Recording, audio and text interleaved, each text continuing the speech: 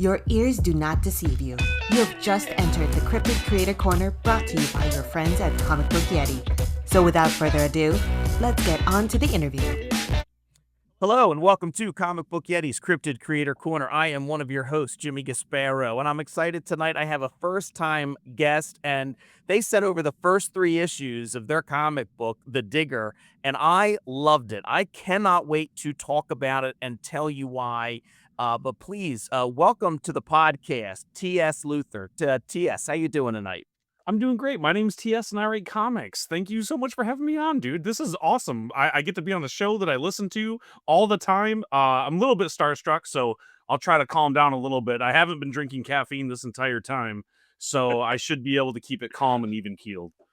All right. Well, thank you. I appreciate that. I appreciate you listening to the podcast. That's very nice. Yeah. So I read the 3 issues you sent over. Like, thank you Thank so you. much. It's always helpful to have like something to actually take a look at and talk about. I mean, I could talk about stuff just seeing preview pages. It's fine, but you sent over 3 issues, and so I'll let you describe the comic and what the Digger is all about, and we'll get into that. I just want to say though, I really appreciated the nods to, Indiana Jones is in this blood. 1930s is when it's set, and those type of pulp books that influenced Lucas and Spielberg when they made Indiana Jones, which I really liked, but it has a darker edge to it. I don't think it's dark just for the sake of being dark. Like, it's not, hey, we're gonna make an edgy Indiana Jones. Like, there's some real purpose behind it. The other real like revelation to this was your collaborator, Sam Gudilin. His artwork is so kinetic, so shadowy without ever being murky. It just feels, especially in the first issue when we first meet the kid, like it just is from when we first get that scene with the character and it looks like he steals something from somebody else in the little town square. Like, it is off and it feels like we are constantly moving. I loved Sam's artwork, and that marriage between your writing and his artwork. And I really want to kind of get into like some of the paneling in this, like how much was that in the script, how much of that was Sam, because there were some really interesting things that were done with it. But yeah, I was all over it today. I read the 3 issues after I prepared for an arbitration I had, but before the arbitration started, just to kind of like, you know, get into something different and like have a little bit of time to myself. And I Yeah. just, those 3 issues flew. So I want to talk about all that stuff, but why don't you tell listeners what, the Digger is all about? For sure. I mean, first off, thank you so much for reading it. I know I sent it last minute, and the fact that you have a big boy job and you still found the time to read the comics, I really appreciate it. And all the kind words. But to describe to the folks at home what the Digger is, it's basically, what if Indiana Jones hunted short round? That's how I pitch it. That's how I pitched it to Sam. That's how I pitched it to Invader Comics, and that is the top level pitch. But really, it's about this kid who's desperate for money because his grandmother's sick. He's poor. He's been born in the 1930s, Veracruz, Mexico. There's not a lot of help for him because he's an orphaned kid. So it's just him and his grandma. And this American rolls into town with cash, and he needs to know where the ruins are. And the kid knows, and the kid doesn't know how dangerous this man really is. And he doesn't know that not a lot of people return from going off with the American in the hat. So that's the whole pitch for the story, and it goes from there. It's only 4 issues because no one will give me 50. So we made a tight 4 issues so we could get in and out before they canceled the series because no one's ever heard of me. So it's a really easy read. Sam's art is the reason to pick up the book. I happen to write a good story, I think, in my opinion, but really, Sam is an incredible artist. He marries stuff like the old Addams Family serials and Gendy Tartakovsky from the 90s, if you're looking at like the Cartoon Network influence. His artwork is so unique. It's what spoke to me when I found him. I found his artwork on Behance years ago, and I was like, I need to work with this guy so bad. But yeah, that's the main pitch for the book, and how I sell it to everybody is, what if Indiana Jones hunted short round? Well, great pitch. And yeah, Sam's artwork is I mean, it is so perfect for this, and it's really difficult, I think, to kind of do what Sam does because, as I said, it's very kinetic. It's very kind of sketchy and shadowy, but without ever feeling like it's too messy or murky or that you don't know what's going on.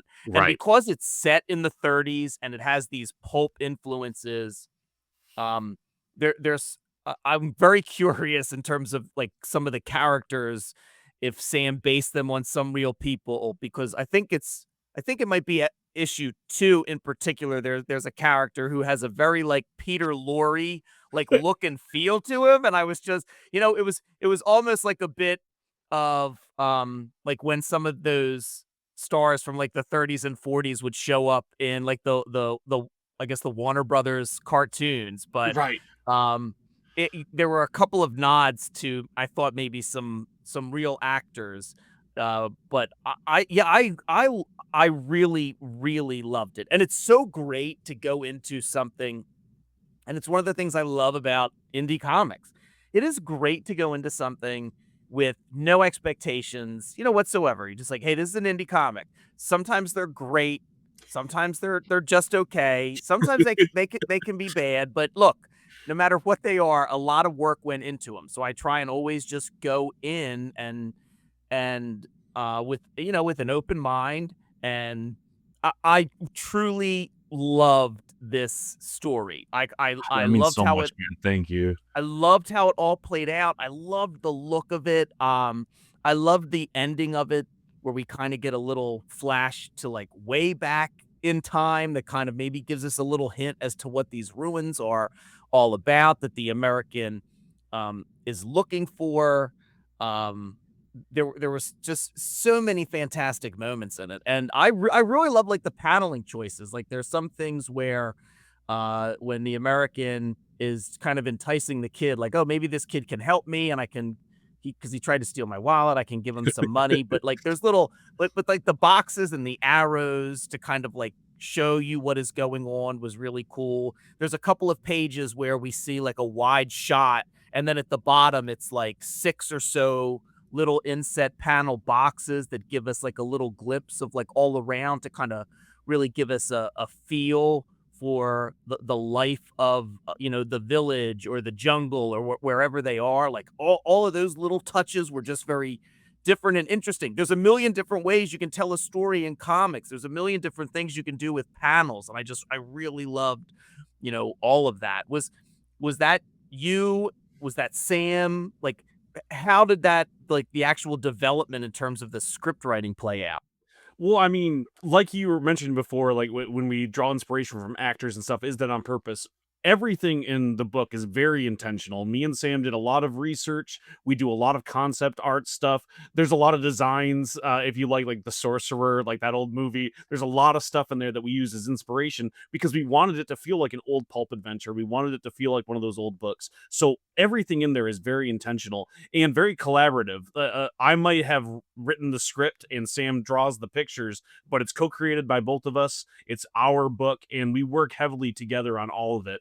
When it comes to paneling, I write full scripts, panel to panel. This is what I want to see to happen, and then Sam interprets it as we go. We do some shifting, but a lot of that stuff is in the script from the get-go. Like that double-page spread that you're talking about, that was to invoke those Indiana Jones map sequences, right? As you see them Huh, travel across. And, so I came to Sam, I was yeah. like, hey, do you know what I'm talking about? And he sends me back this quick sketch of the map, and he's like, but I want to see action at the bottom. So then I write up the action that goes at the bottom so we can see everything happening. And we made that a staple throughout the book. Every issue has one of those travel sequences because we found that working together, hey, we really like those. Just like the chapter pages. That was a thing that we threw in there just for the first one because we didn't know how to start the story after the cold open. And then we found that we really liked doing that. So it was a process of learning how to write for Sam specifically, and then leading into it. By the time we got to issue 4, it was so simple to do. I knew exactly what he would draw. I knew exactly what he was going to pop up. So when I put a panel in there, there was no changes because that's already what he was thinking about doing at that point. It's been a blast finding a collaborator like Sam because we work so well together and we understand what each other are going for. And we have all these same references. Like I mentioned, Sorcerer and Indiana Jones and all of those old pulp adventures. We read, I don't know, 200 some old magazines that were just called like Pulp and Thief and Adventure. And it's like these pulp things that I had to get from a museum because they were so delicate and old. And a lot of them aren't even in English. And so, yeah, to answer the actual question before I go off on too many diatribes, it was all very intentional. It was in the script, and we worked very closely together for all 4 issues for it. I mean, it really has that, that pulp feel. And it's very interesting to read something like this now, I growing up and watching Indiana Jones and realizing that, as I'm older and thinking about that story, and Indiana Jones in particular was, in the 80s, trying to capture those 30 pulp books that I never really experienced, but that the makers of it did. And now we have, in a place where you probably grew up watching and liking Indiana Jones, probably just like me, never really experienced like pulp novels, at an early age, but now kind of running that story through like all the other things that you've been influenced by, and now kind of cranking out something that evokes it a little bit. You've done your research, so it also evokes the original, and you've created something that I don't think it has nods to it, but it doesn't feel like it's something that's just like derivative. Like, hey, we're doing this Indiana Jones type of thing just for the sake of doing it. Right. I, It's I not just evil you Indiana Jones, right? Right, right. I mean, you've really there's a lot of gray here in terms of what is really going on. You've put some additional stakes to it because you've kind of centered it not on the indie like character, not on the American, but it's centered on the kid. And I feel like that was such a smart choice in terms of the storytelling of it, which like kind of adds a whole other layer to this really whole new thing. Yeah, so I really appreciated that. I mean, I love stories with kids in it. I grew up with the kids on bikes genre, obviously huge in the 80s and 90s. So that's always something I'm going to gravitate towards. I'm a father, so I like the idea of being able to relate to these kids and put a little piece of my children into that story. But also, I grew up as a kid without a good male role model. And like, how bad do you want to impress this guy that could change your life, even if it's it's a big mistake, even if it's at a detriment to yourself, because you don't know better as a kid and you don't always think through those decisions. And then you channel that through an indie lens. We never find out exactly how Short Round meets indie. And so this is a version of that type of story, is like, how do these two get mixed up with each other? Like, how does that actually work? And then you just kind of tighten the lens just a little bit on reality. Well, if they did actually meet, white academia steals stuff. That's what it means to belong in a museum. It's not going in a museum in Mexico, that's for sure. So you hide the vegetables in with the ice cream a little bit, and you touch on the nostalgia without it being member berries the whole time, because you want to invoke those things. You want to use that imagery that people recognize, but they've already seen Indiana Jones. If you want a good Indiana Jones comic, Marvel's going to put one out. You can get that elsewhere. I'm an indie creator. Like we talked about, sometimes you pick up an indie book and you expect amateur. Well, I want to surprise you when you pick up a book that says T.S. Luther. I don't want it to feel amateurish. You just haven't heard of me yet. So I pride myself in going, okay, how can I tell them a story that they're not going to get anywhere else? That's my main goal. So you're not going to get an Indiana Jones story like this, and I wouldn't tell an Indiana Jones story like this because I love Indiana Jones. And I don't want to ruin that memory of him for you. I don't want to ruin your childhood.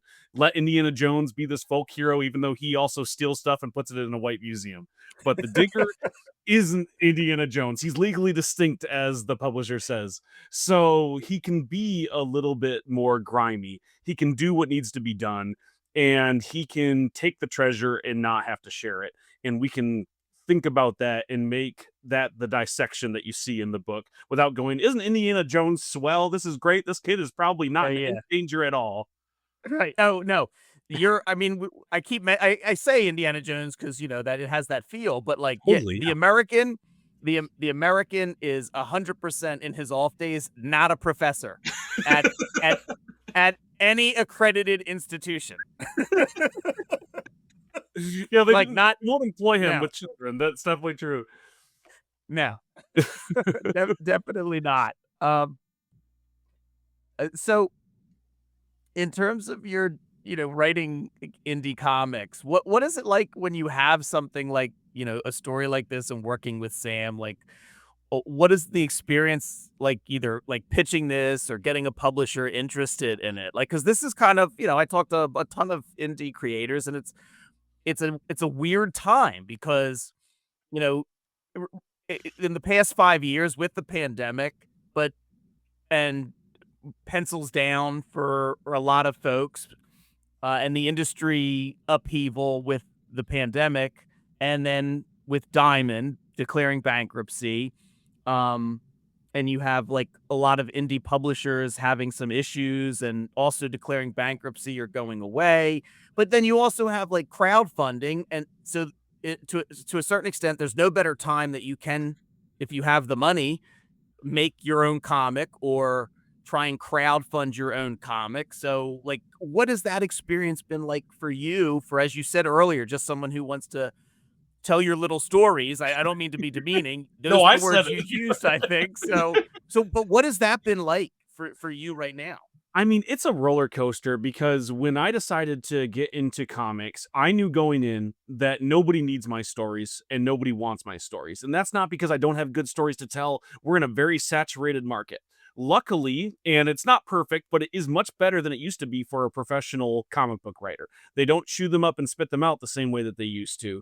And that's a good thing if you like really good stories. The fact that I can still pick up a Matt Fraction book right now is something that would not have happened in the 70s or 80s. So I love that there isn't as much need for new talent. I think that that's good for storytelling, and those people's job opportunities keep opening up.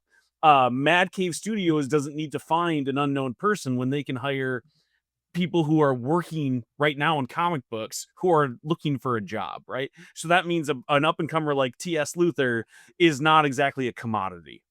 And the same thing could be said even in indie comics because a lot of people can't afford to hire somebody to be the other half of a duo. If you write comics, you can't always afford an artist. And if you're an artist, you can't always afford to be a writer. And so most people will just do both themselves, whether or not they want to. So it was tough for me to try to find collaborators and get in. And what if Indiana Jones Hunted Short Round is the embodiment of that for me because I pitched Sam. I said, I like your artwork. Have you seen my stuff? He had seen a few of my indie books. He liked them. He said I could pitch him, and I pitched him 12 stories, and he basically came back with Eastern European grit saying, I don't like these. These are bad. And so I thought I had to hang up my hat. I was not going to work with Sam. And he said, no, pitch me again. And I remembered what Kirkman said back in the day on a different podcast because I'm obsessed with comic podcasts. And he said that if you want to work with an artist, you should just write what they want to draw. And that's how I get people to say yes to me. And so I took that and ran with it. I said, Sam, what do you want to draw? And he said, I want something pulpy. I want something Mesoamerican. And eventually he started saying really specific things like I want to draw people in hats and I want it to be like the pulp fibers and super sketchy. And he's sending me all these notes and I'm writing them down. And I said, I have the story for you, which was a lie. I didn't. I made that up. But I went home and I wrote 3 pitches, and one of those was just one sentence. What if Indiana Jones hunted short round? And partly because that encompasses everything that he was talking about, and partly because I know working backwards, that's a sentence I can say to a customer to get them to buy the book. That's a sentence I can say to a publisher to make them go, maybe this kid has something. And that's a sentence that they can then pitch to whatever producer they sell their scripts to, because that's how the publishers make money is by getting options for movies. And that's a really simple one sentence pitch. And then I had to write a story based on that. So it was all working backwards from that one sentence.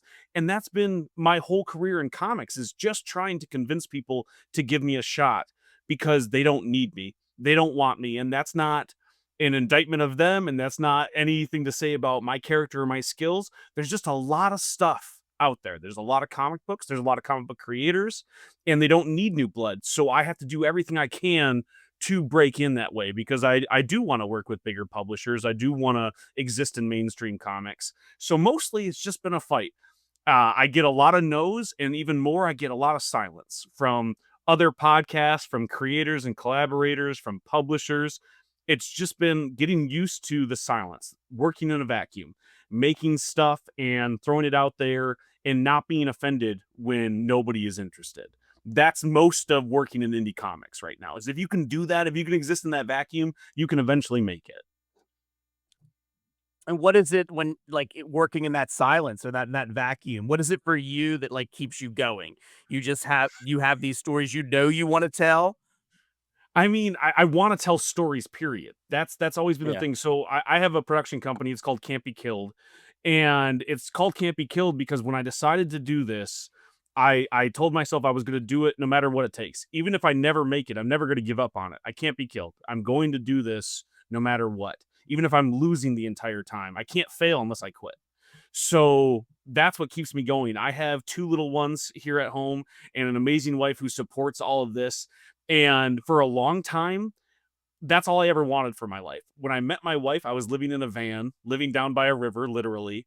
And all I wanted to do was play Magic the Gathering and eat chicken wings. And living in a van facilitated that.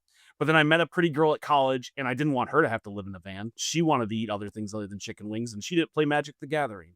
So I went and got a big boy job.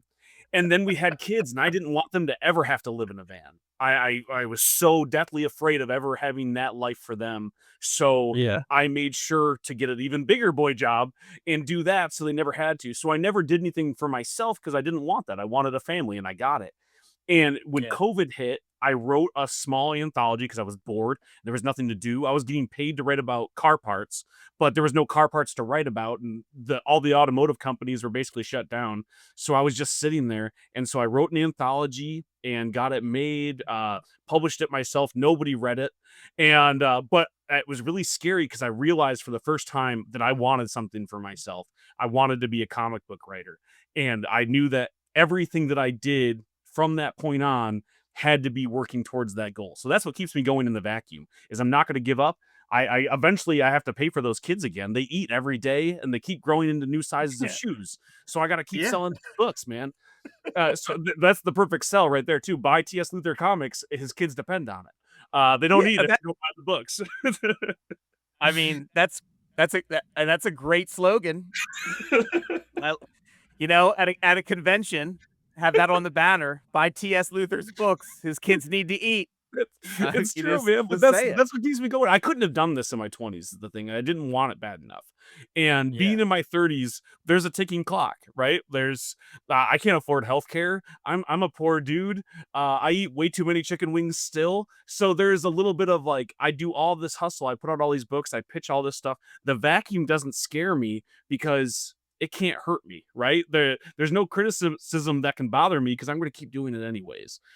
Hopefully I keep getting better and I'm getting more yeses, so it's working. But yeah, the vacuum can't hurt me because I am going to do this no matter what happens. So I'm just going to keep throwing stuff out there until something sticks. Awesome. Well, let's talk about some of your other books then, because I want to Sure. talk about some of the other things that you've done. And I'll just listeners know that I will put links in the show notes so they can check out your website. They can follow you on social media. If I didn't say it, The Digger #1 will be out January 14th. That's correct. So let's talk about some of the other books and some of the other things you've done. I've just pulled up your website here on Can't Be Killed Creations. Some of the other things on here: Tokyo Fire, Hellion, and Bash. So why don't you tell me about some of the other books that you've written, so that Sure, listeners, man. if they like The Digger, that they can go check out?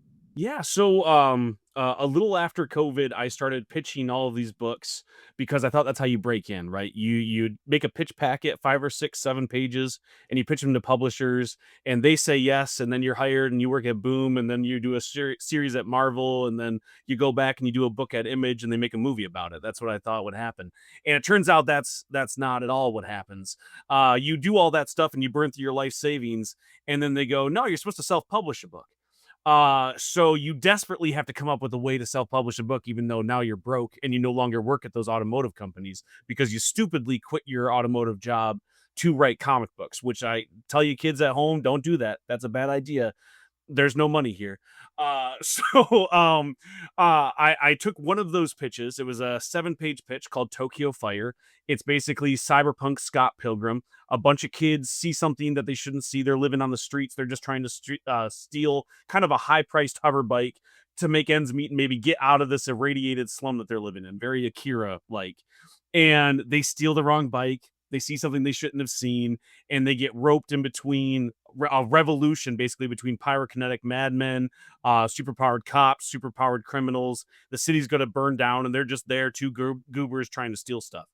And the co-creator on that book, Sky Hawkins, an amazing artist and writer herself, she agreed on consignment. She'd start working on the full issue if I could kickstart it, if I could do something with crowdfunding, so she gets paid eventually.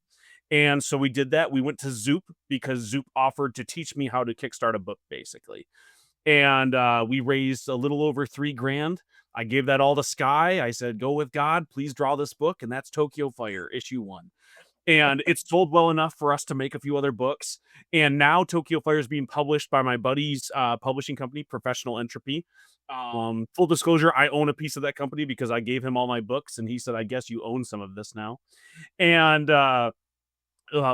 volume 1 is coming out this year, 2020, or next year, 2026. We're doing issues 1 through 4 finally.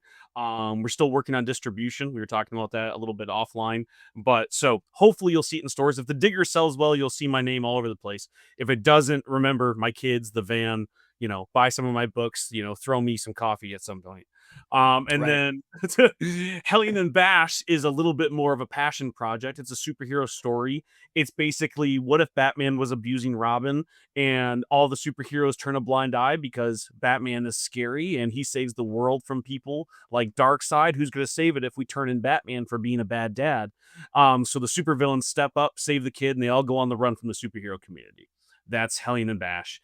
And I wrote that. That was the first thing that I had ever written, technically, because I read The Victories from Michael Oeming, a hero of mine, and I saw what you could do with a superhero story, saw that you didn't need to build an entire universe with 1,000 issues. You could just tell the stories that mattered and that were heavy, but not just overly mature and just gore and violence, but just an adult story with superheroes. So I wrote that story. And eventually, because Tokyo Fire sold well enough, I was able to team with an artist and get that made. That one didn't sell as well because it's hard to sell indie superhero comics. There's a lot of them. I don't know if you've ever heard of them, but there's quite a few out there.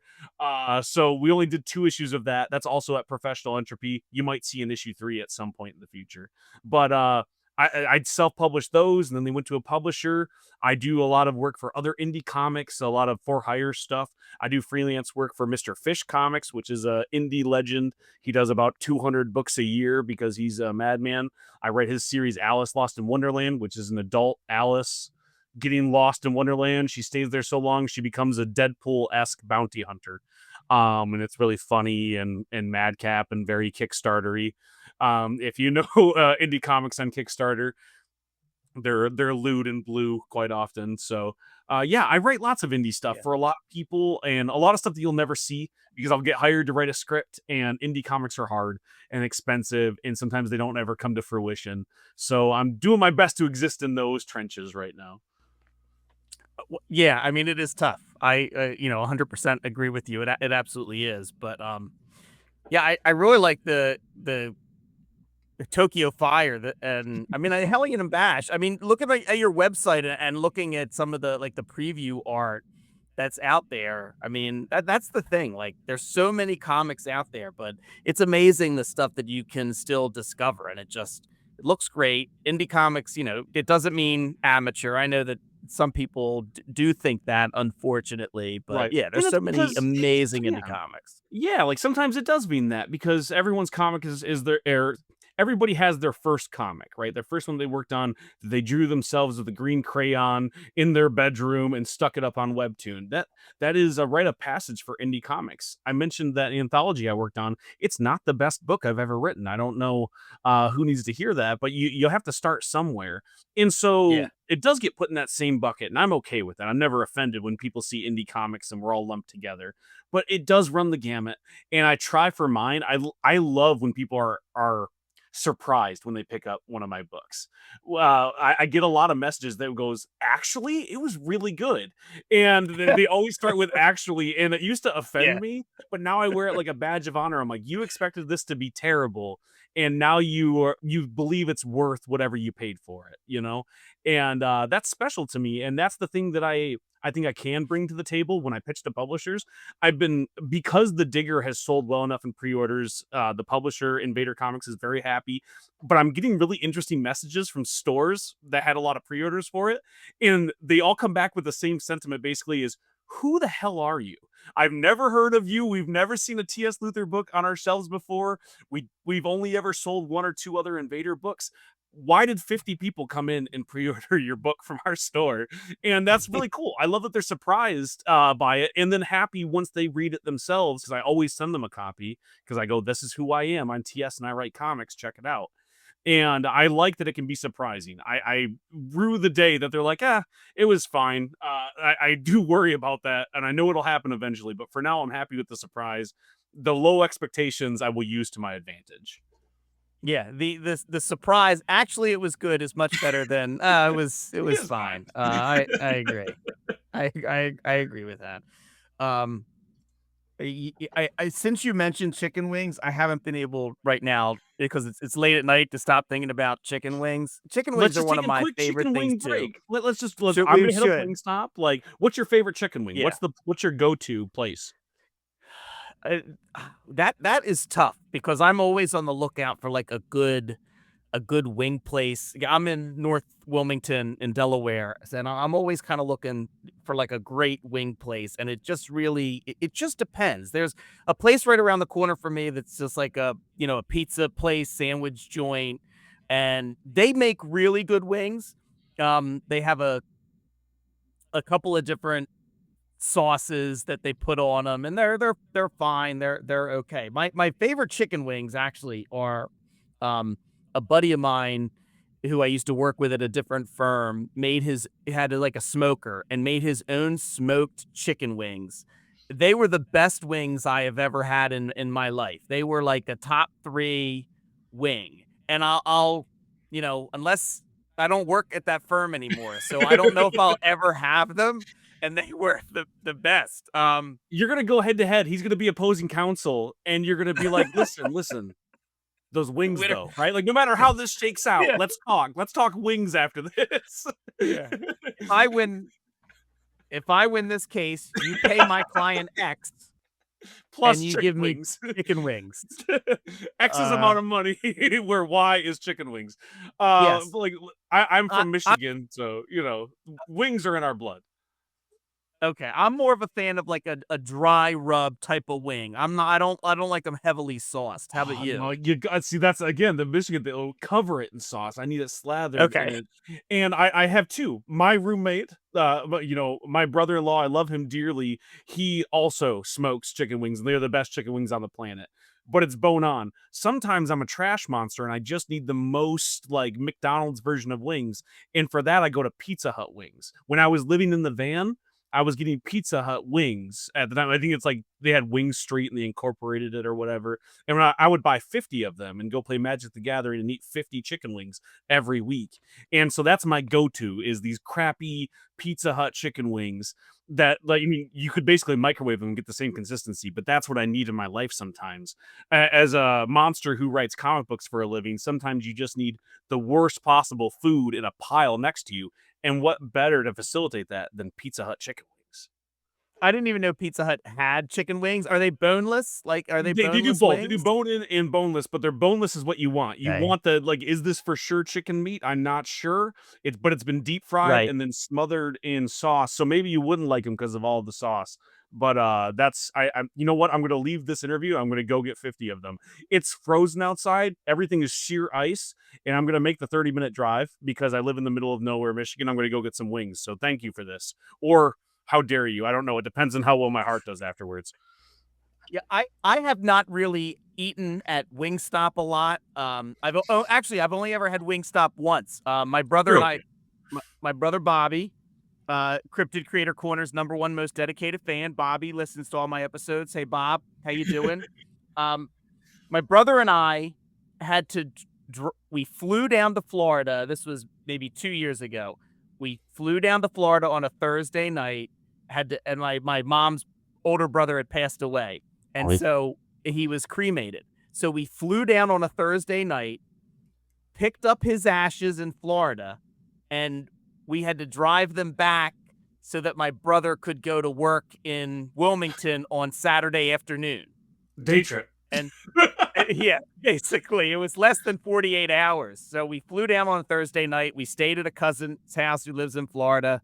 We drove to the place Friday morning, picked up the ashes, and then we're driving to stay at another buddy of mine's in North Carolina before we completed our trip. But as we hit North Florida in the afternoon, and my brother wanted to stop at a Wingstop, and we were in, I think, Jacksonville, Florida, at a Wingstop, and he's like, "I'll be real quick." An hour later, he comes out with just a bag of wings with a bunch of sauces.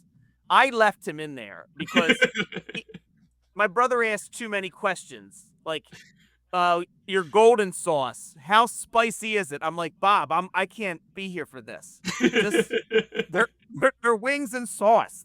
What are you doing? It's called Wingstop. It's not complicated, Bob. All right. There's only going to be so many sauces. It's a wing. Like, you didn't do it. This isn't a delicatessen. You know what I mean? Yeah. Like, it's in the name. You know what you're gonna get. So he got in the car. He got in the car. He apologized, and then that's important. As we continued to drive to North Carolina, we ate a bunch of messy wings in the car. I mean, that's beautiful. That's what I go to Wingstop Yeah. for is sheer volume, because their wings are huge and you can get a lot of them. So when me and my friends need to eat way too many chicken wings, that's what we do is we'll hit up Wingstop, because I'm the only person, I think, on at least in this state. There might be a few others that appreciate Pizza Hut wings. Everybody looks at me like I'm a monster. But I grew up in northern Michigan where, to put it in comic books, to bring it all back around, there was no comic books. The only thing you could get was Archie Comics, because that was available at the drugstore. You know, you get the double digest. So Oh yeah. there definitely wasn't wings. You know what I mean? There was nothing. A Pizza Hut opened 30 minutes away, and about a decade later after it opened, then they got wings. And that was the one place you could go to for chicken wings that were somewhat serviceable. And to a dude living in a van who, you know, reading Archie Comics, Pizza Hut wings are still this like golden memory for me. So I will shit on them because, you know, I understand the quality. I've seen better movies, but I still love, you know, Face Off. That's always been my thing. Like, I will appreciate the really fancy stuff, but sometimes you need trash. Yeah. Face Off is a masterpiece, by the way. Thank you. Okay, so I knew that you were cool, so you get it. If you do listen to non-comic interview podcasts, and to shout out another podcast, the How Did This Get Made podcast on Face Off is one of my favorite episodes that they ever did. I asked them to advertise for me because of that episode, and they said no. We don't want to advertise this other show that you're on. What are you talking about? And I was like, oh, we mostly talk about chicken wings. And they said no, this is not going to happen. But they did respond to the email, which was cool. Oh, that was nice. I want to ask you before, you know, we, you know, to dive back into not just your and my shared interest in chicken wing, but some of the other things that, you know, have influenced you. You mentioned, you know, Magic the Gathering, and obviously, you know, from some of the influences that I see in the Digger and some of your comics, I kind of get a sense of maybe some of the movies or things that have influenced you. But I'm just curious, like, what are some of your other influences? And in terms of Magic the Gathering, like me and my friend, shout out to my friend Dan, who is our DM and owns more board games than probably any adult male should. We have a game night. We play a ton of games, and we go to PAX Unplugged every year. So, what kind of is your like TTRPG branched out beyond Magic, and what kind of other things are you into? I mean, I love everything nerdy. Like nerdom is my home. So, and I dip my toes into everything because I'm kind of addicted to stories. So if it can tell a story, I'm interested. I love board games for the strategy. I played Magic the Gathering for a long time. I love all TCGs, Digimon, Pokemon, Gundam, anything I can get my hands on. I love all of them. But when it comes to board games, I appreciate all of them. I play a lot of Dungeons and Dragons and other TTRPGs. Call of Cthulhu. GURPS is a big one for me, which is like the nerdiest thing that you can do. GURPS has a rule for everything possible. It's the generic universal role playing system. It's the nerdiest thing that you've never heard of. Go look it up, Yeah. and it's so crazy. But I play a lot of those to the point where Professional Entropy, the publisher that I work with for Hellion and Bash and Tokyo Fire, it's owned by a guy that works at or plays at my table, and all of the stories that we publish over there are based on games that we played. Hellion and Bash was a D&D game before, so was Tokyo Fire.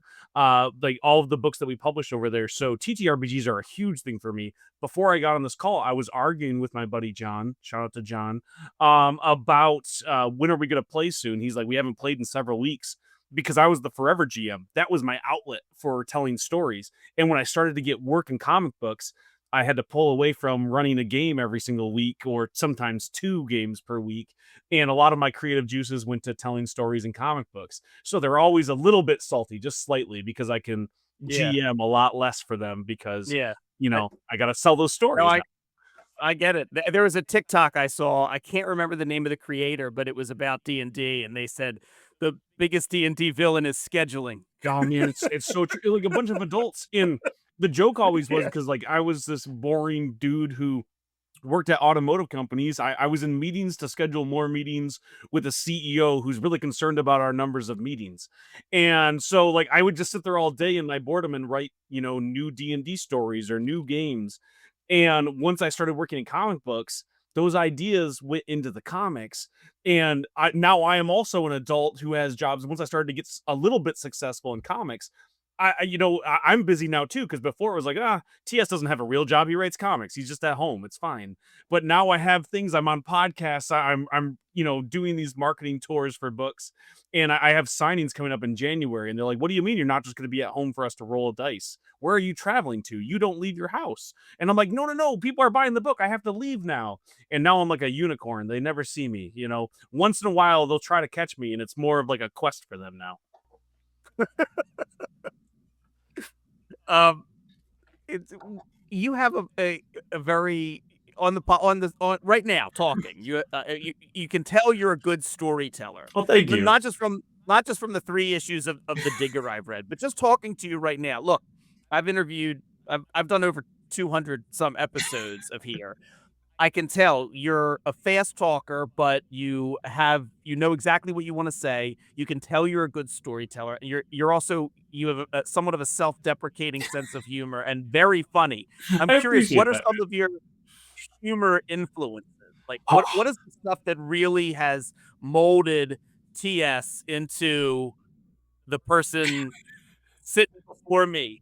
I mean, I In terms watched a of lot of Eddie character Murphy growing or up when I shouldn't have, like way too early. Like we I had we all did. right, right. Like I had like Raw on VHS. I'm like, I shouldn't have been Yeah. watching that. But then like the other one was Rick Moranis, and Second City and SNL, and a lot of those because they were okay with themselves. Like Rick Moranis is a goofy dude. He's tiny, and he didn't care. He could walk into a room with confidence and do all the improv, but he could also crap on himself because he didn't care about what other people thought.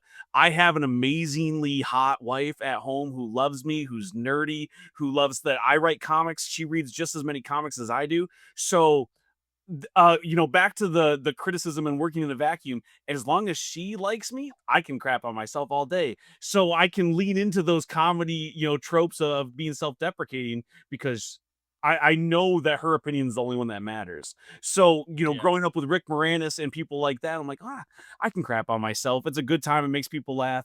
But also, it's a little bit of a truthful thing, and I'm okay with that part of myself. And telling stories, it's easy to get people to laugh at yourself, but also it's so you know that I'm not too serious, that you can take a jab at me and it's not going to hurt. You can joke around and have fun too. Like I might not make fun of you, but I might make fun of Bob for his choices at that restaurant. You know what I mean? Like, Yeah. We should. He's going to be so mad when he hears this episode, and I'm gonna be like, that's what you get. that's what he You gets, screwed up man. at Wingstop. That's what you get. Uh, So no, that's great. I love that you said Rick Moranis. Like, I don't think anytime I've ever asked that question, which every once in a while, when I feel like I have somebody who has a really good sense of humor, and I'm always kind of curious, but I don't think I've ever heard anybody say Rick Moranis, which is great because I mean, I like idolized like Rick Moranis, whether or not it was Spaceballs or Honey, I Shrunk the Kids. Strange Brew, Street was was one of so my good. favorite movies, and it was one of those movies that it felt like me and maybe 2 or 3 of my friends knew about, No, and nobody else did. it's so It was sad. like we were It's so good. I have the DVD right over here in the basement, but I I didn't just know it felt ever like it came was out on DVD. I had like a pirated copy from Canada that had French, subtitles on the bottom. Like that's so wild. But no, I grew up on that. My parents were a little bit older for my generation. Like my mom had me when she was like 35. So, she grew up in the 70s. So SNL was huge in my house and she showed me all those stuff. Probably a little too early. Little Shop of Horrors is like my favorite movie of all time. So Rick yeah. Moranis was always going to be big. And then Bill Murray, Ghostbusters, all of that stuff. It's always going to be an influence. And hopefully it comes across sometimes in my writing. The Digger obviously is a very serious book. There isn't a ton of levity in there, but a lot of the stuff Yeah. I write is at least a little bit comedic because that's what I grew up on. Yeah, it is interesting, like, because The Digger is darker, but I mean, it's just you can have you're sometimes I have a sense that folks, I don't want to criticize anybody's media literacy, but I feel like people, maybe it's the internet, maybe it's just I don't know. I don't want to draw any conclusions, but every once in a while, you'll read a conversation or you'll hear a conversation where someone is attributing the things that happen in a book to the author, as if as if everything they're putting out in the book is like they're stamping it with their seal of approval, and it's like Right. that's not how stories always work. And just because you tell a serious story or a dramatic story or whatever it might be doesn't mean that that is your whole personality or your whole shtick or whatever it is. I mean, because I think this has been a wonderful, fun, Thank you. lively conversation, and that's not what The Digger is at all. But you have this passion for storytelling, and you have really, along with Sam, the two of you have created, something like fantastic. And it's not that that's your whole personality. You have a lot of other, facets to you, and it's just fun kind of figuring out what they are. And I mean, because I would love to see like what you would do with a book that's more, comedic.